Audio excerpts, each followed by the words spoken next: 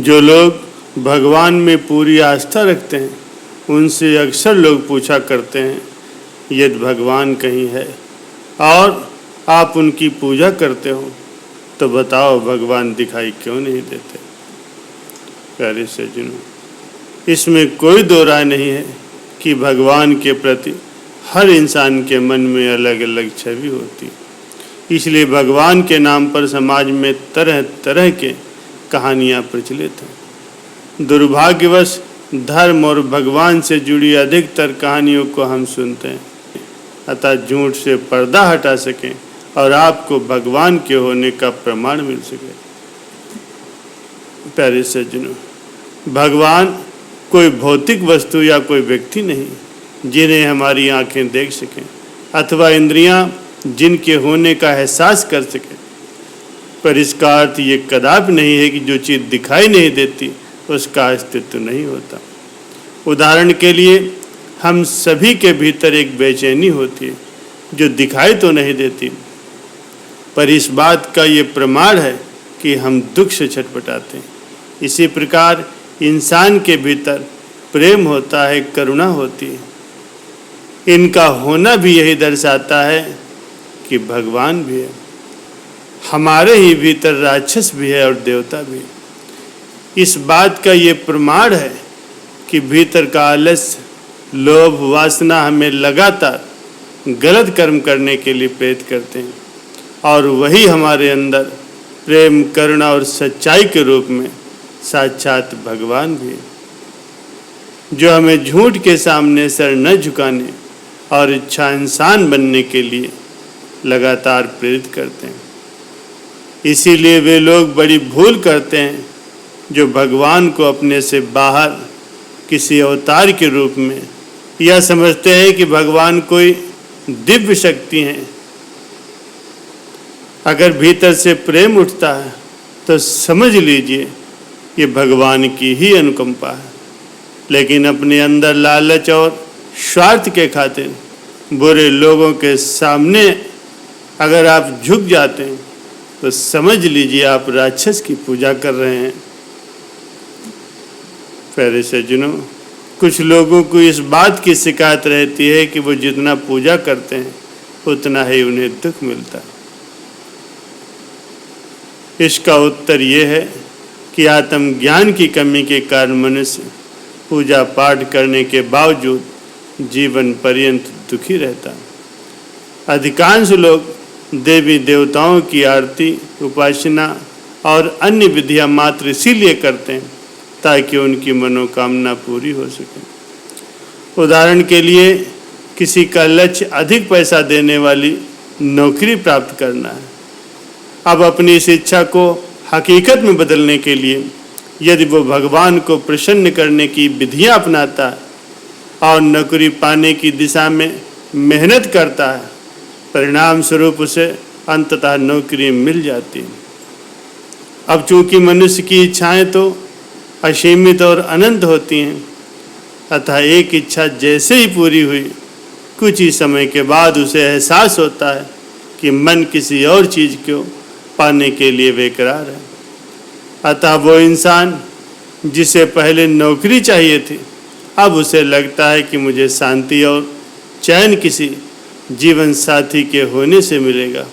अतः वो अब सुंदर पत्नी प्राप्त करने के लिए भगवान से प्रार्थना करता है। इस तरह की कई इच्छाओं का खेल जीवन भर चलता है और जो व्यक्ति अपनी इच्छा पूर्ति के लिए जितना देवी देवताओं को प्रसन्न करता है उतना ही दुखी होता जाता है। क्योंकि सुख वो मीठा रस है जो आपको पल भर के लिए मिलता है, लेकिन उस सुख को पाने के बाद पीछे पीछे दुख भी चला आता है।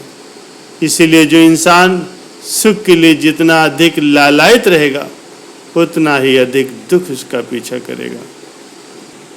अब प्रश्न उठता है, क्या किसी इंसान ने भगवान को देखा? प्यारे सज्जनों, यदि भगवान से आपका आशय किसी दिव्य शक्ति से, किसी आसमानी सत्ता से है जिसके अनेक हाथ हो, सिर पर सोने का मुकुट हो, हाथों में त्रिशूल हो, जैसा कि चित्रण हम प्रायः टीवी सीरियल्स में देखते हैं या किसी तस्वीर में देखते हैं। तो प्यारे सज्जनों, ऐसे भगवान का साक्षात प्रकट होना संभव नहीं।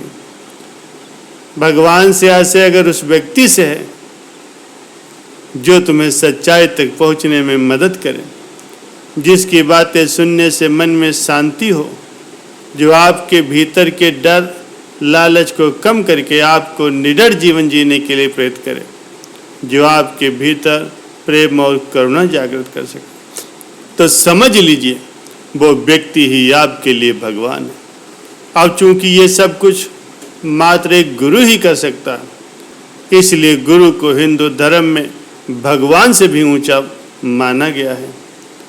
तो अगर जीवन में ऐसा सच्चा गुरु आपको मिल जाए जो आपको एक घटिया इंसान से बदल करके एक बेहतर और सच्चा इंसान बना दे, तो समझ लीजिए वही आपके लिए साक्षात भगवान है।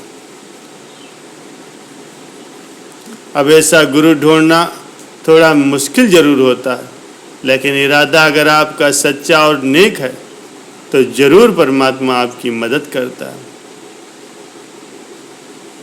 प्यारे सज्जनों, प्रत्येक मनुष्य के पास चुनाव करने का अधिकार है, जो ये दर्शाता है कि मनुष्य के पास अपना भाग्य लिखने की शक्ति होती है। वे लोग जो अपनी हालत के प्रति संतुष्ट नहीं होते, वो अपना जीवन बदलने का प्रयास करते हैं और उन्हें अंततः सफलता भी मिल जाती है। लेकिन दूसरी तरफ जिन्हें अपने वर्तमान जीवन में ही आनंद आने लगता है, फिर ऐसा इंसान नहीं बदल पाता। कुछ अपवादों को छोड़कर, जैसे मरने और पैदा होने के अलावा और कोई अकस्मात घटना के अलावा, प्रकृति हमें पूरी तरह से छूट देती है कि हम जैसा चाहें वैसा जीवन जिए। हम चाहें तो नासमझी और झूठा जीवन जी सकते हैं, और यदि हम चाहें तो सच्चाई और बोध से परिपूर्ण जीवन भी जी सकते हैं।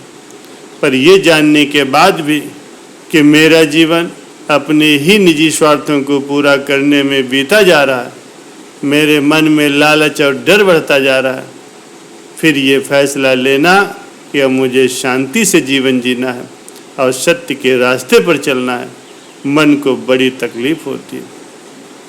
अतः वे लोग जो इस तकलीफ को सहन नहीं कर पाते, ऐसे लोग व्यर्थ का जीवन बिताने में मजबूर हो जाते हैं और फिर वो कहते हैं कि सब कुछ भगवान के भरोसे ही होता। ऐसे आलसी और डरपोक लोगों को जिंदगी बड़े कष्ट देती है। प्यारे सज्जनों, अब प्रश्न ये उठता है, क्या हम ईश्वर को देख सकते हैं?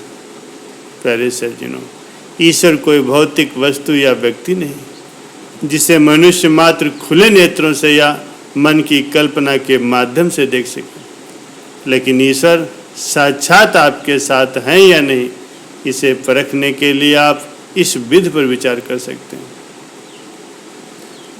यदि आपके मन को सच्चाई, शांति और ज्ञान पसंद है, जो कहता है कि जिन गलतियों को करके पहले मुझे दुख मिला था और अब मैं उन्हें दोबारा नहीं दोहराऊंगा, ऐसा मन अगर आपके पास है तो समझ लीजिए ईश्वर आपके साथ हर जगह है।